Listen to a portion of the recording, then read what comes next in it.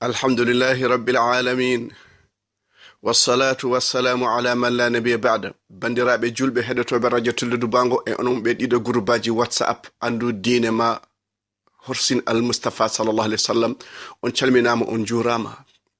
saha fo eɗen foti namdade koye men bale Allah ne wela en bale Allah ne yiɗi en bale sen ji mustafa en kersat en ƴukkoto walla en mbiyat mo hayyo walla en diwete saha fo eɗen namdade koye men min kam ko mbaɗo gollatmi ko ene weli Allah walla welani Allah so mi wondina al mustafa joni holko jogori halfindemi ko janginoɓe qur'an ko aynoɓe pucci ko aynoɓe geloɗi ko toppito sadaka eɗen gandi Abu Hurayra renano sadaka Ubay ɓurwade qur'an Umar ko jambaro Abu Bakri Abu Ubayda Amir ibn al-Jarrah oɗo woni amin Hudhayfa tottama inde nafige an noon joni sen gonnoɗo al mustafa ne woni sara men holko halfinta en bandiraɓe sehilaɓe la ilaha illallah muhammadur rasulullah en kaali shaqqa wa satih en kaali abraham mbiɗen hooti rimdal hol sabu hirande al mustafa sallallahu alaihi wasallam jibinta nde o ari omi hela kaaba bandiraɓe sehilaɓe abdul muttalib o kaaba ko Allah jekkañum renata ɗum geloɗe ko min jeeyi en jettima abdul muttalib en jettim ɓiɓɓe makko bandiraɓe sehilaɓe joni jetten abdallah en jetteɗen jibinede al mustafa sallallahu alaihi wasallam kono en mba haaldemo tan en kalane bammakko en walla babiraɓe makko kanko mi woni ɓiɓe ganduɗa ɗiɗo fonnoɓe hirsede ɓe en gorko Ismail ɓiɗɗo ɗoftiɗo Allah e babiraɗo jiɗɗo Allah woni Ibrahima Khalilur Rahman on won tanum al mustafa sallallahu alaihi wasallam hakkude makko Ismail en mbi ko duuɓi 21 siècle ɗum wonno ɗon bandiraɓe sehilaɓe taniraɓe kadi nogase goo bandiraɓe goni ɗon Ibrahima Khalilur Rahman omo yaare duuɓi 86 ko nden o dañi ɓiɗɗo o yiye koyɗol annabi bandiraɓe ko wahyu hirsu ɓiye o la ilaha illallah muhammadur rasulullah Ibrahima ne oppi bamum oppi leñol mum fof o dañi ɓiɗɗo o yi Allah rokkumo ɓiɗɗo mo ganda ene lomto bandi koyen so leñol ma fof taƴimama a dañi Allah a dañi sunna a dañi al mustafa wallahi a yewetake sa yiɗi qur'an a yewetake sa yiɗi sunna a yewetake sa yiɗa jangto Allah a yewetake yo ɗemgal ma leppu e jangtade Allah a yewetake kala ko goppirɗa sabi Allah lomtirma ko ɓuri ɗum daña sehilaɓe ɗum gandi Aboubacry no sehil ma Ousmane no sehil hono Thierno Ousmane wiyata aɗa yiɗiɓe aɗa miijo aɗa janga inɗe mabɓe ƴeew woyde koye mbaɗa kono mabɓe gurduɗa ni mbaɗa kono aljanna gonɗa ni a yewetake hay anglais ko noon mbi anglais ko noon mbi the man who reads is never alone on jangowo o yewetake abadan deftere ñohatama ñamata kalisma tampintama yahi rutto janga wat deftere sehil ma kala ko goppiɗa sabi Allah ma Allah lomtina ɗum woɗo Ibrahima wi inni dhahibun ila rabbi sayahdin min koto jomam paami on calima ƴiwoɗe o bammakko ya abati inni qad ja'ani min al-ilmi ma lam ya'tika fattabi'ni ahdika siratan sawi wallahi mi yurmini siratan sawi ƴe babam arrew siraɗo kolko azarim araqibun anta an aliyati ya Ibrahim la illam tantahi la arjumanaka wahjurni maliya qala sa astaghfiru laka rabbi innahu kana bi hafiya la ilaha ƴewɗo won yurminade bandiraɓe mo andi bammakko so continue ko fayi ko jeygol fayi wode Allah wi en potani yafnade mushrikinen o illa qawla Ibrahim li abi la astaghfir lak ko wa'da ton wonno no noddi ɓim ar jole lane so wetas ya buner kam maana wala takum ma al kafirin qala sa awi ila jabal ya'simu min al ma ƴewno yurmine jiya ɓi ndeysan en fayi to bone to e huɗaɓe ɓe e fodanaɓe muusi aɗa wiyam arga ɓiyam bannam salo ko Ibrahima Khalilur Rahman ɗum waɗi kanko o joggaratto Allah annaba fo jalte kecci makko bandiraɓe sehilaɓe yahudi en ɗo mbayi eɓe ko teddugal wonde ko Ismaila kañum fonno hirsede ɓe mbi ko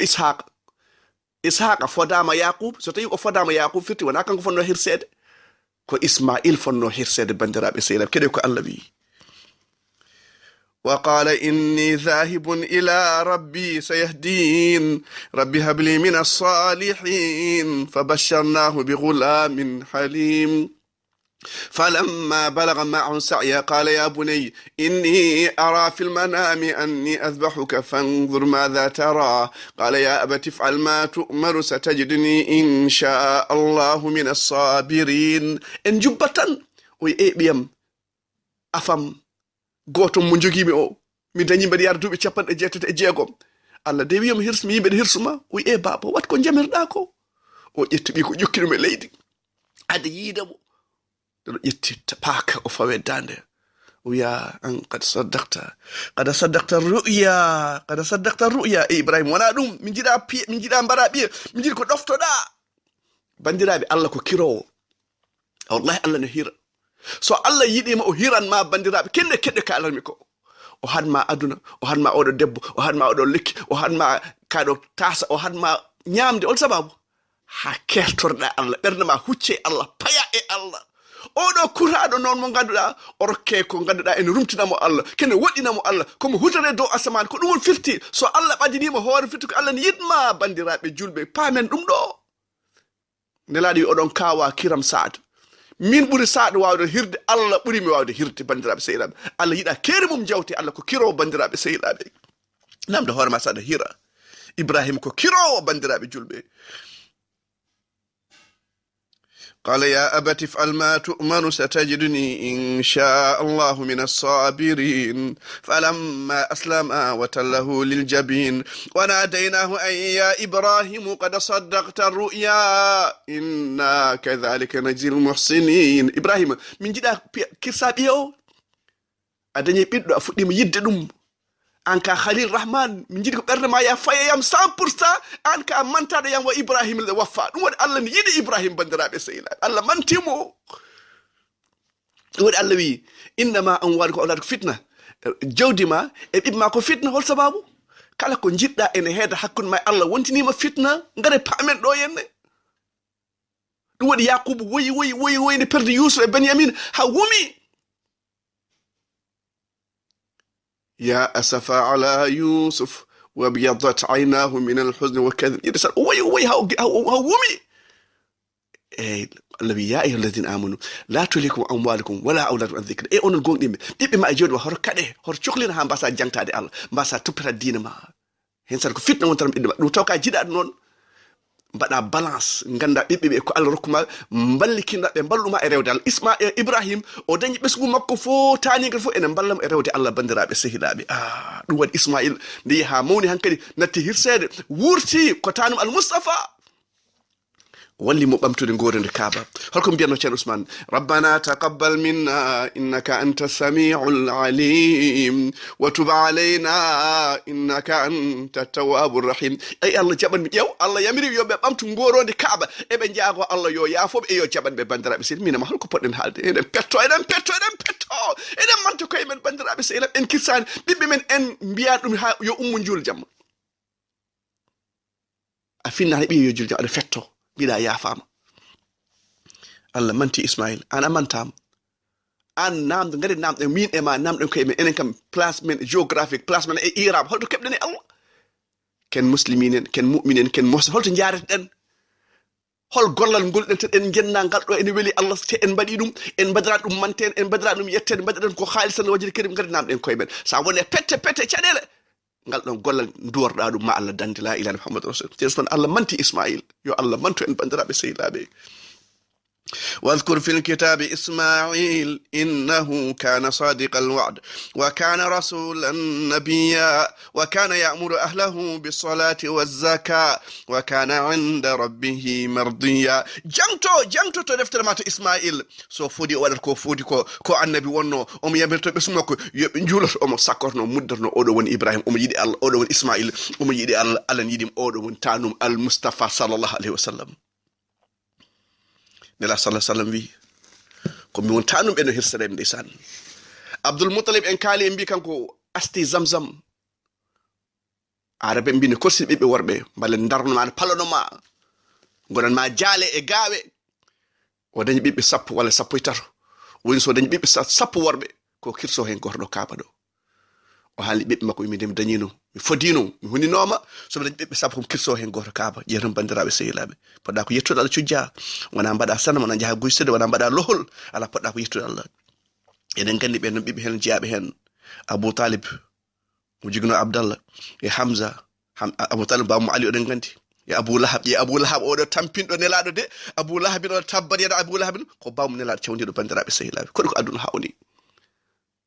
يخرج الحي من الميت يخرج الميت من الحي غود نيالتay mayd yaltay god gertugal jibina boccon yaltay hen o do fir'aun jom sudum ko modjo no biyum yoldeme e yoliɓe moƴƴani jomsuɗu moƴƴani firano ko kuɗaɗo jomsuɗu moƴƴi ko ni way wondem ɓi ceerno waɗani wonde ɓi ceerno bandiraɓe sehilaɓe Abou Talib e Abbas ibn Abdul Muttalib oɗo jibina Abdullah ibn Abbas eɗen gandi Hamza mbarodi ndeysan Safiya yummum Zubair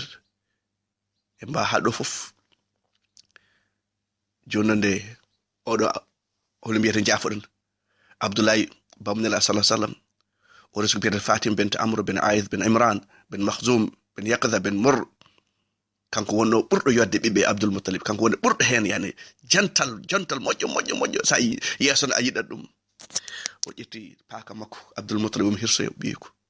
wato yetti kaaba kawmiraɓe jii mbi ko watta ko o mi wino mbeɗa hirsa goto e ɓiɓɓam ɓe mbi a watta ɗum ɓe mbi joni holno mbaɗata ɓe mbi ya ƴetton to bilejo o to ƴeewo o waɗanma courage nden wargo hoore diye mum ko gilo sappo wonno koye Abdallahi wonti gilo temedere ɓe mbaɗi courage yane Abdallah ɓe mbaɗi courage yane Abdallah ɓe mbaɗi courage yane kalne mbaɗi courage yane Abdallah ɓe jaltini gilo ta woni gilo temedere ɓe mbi hankadi ko ɗo haadi gilo temedere jaltina ɗe kirsa ha dute e pobbi fo ñaami ha kaari bandiraɓe sehilaɓe oɗo woni bamum al Mustafa sallallahu alayhi wa sallam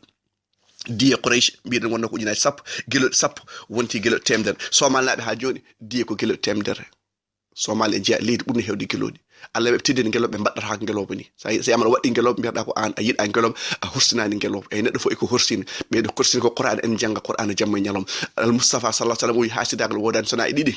oɗo Allah rokkimo Qur'an omo janga ɗum jamma e ñalawma ñawor ɗum oɗo Allah rokkimo kewde ha heewi omo sakko jamma e ñalawma mbiya somi dañino ko waɗanno ko somi dañino jawdi makko mami sakko ton somi dañino Qur'an makko mi julde Qur'an o mi jokka hen en ɗam mi weltina Allah mi weltina al Mustafa mi weltina julde ɓuurema fof ɓurɗo wade weltinde julde namdo an mane mbayruɗa weltinde julde ala tengte noon bande debbo mawde kawma jokkuɗa en ɗam yenen sa waɗi ɗum a jiyam ɓe ganduɗa ene juuta balɗe junnude balɗe en jaa e ko junnata balɗe woni jokkude en ɗam subhana rabbika rabbil izzati amma yasifun wa salamun alal mursalin alhamdulillahi rabbil alamin